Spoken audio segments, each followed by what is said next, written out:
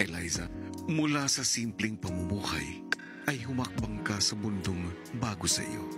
Kasi nga baguhan ako, so wala pa akong alam masyado sa pag-arte, hindi pa ako magaling.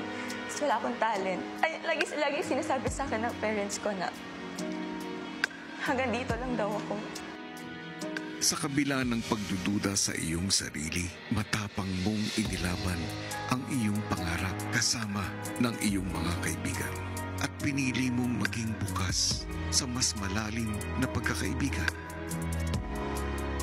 Sa iyong paglabas, lagi mong alalahanin na ang iyong isip at puso ang siyang gagabay sa iyo tungo sa ikabubuti ng mga taong pinapahalagahan mo.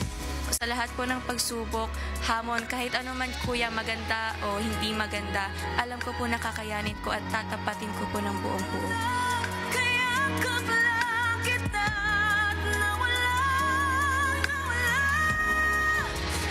Let your heart shine and guide you. Aking determinadong dilag ng Cavite, Eliza. Sa isang kisa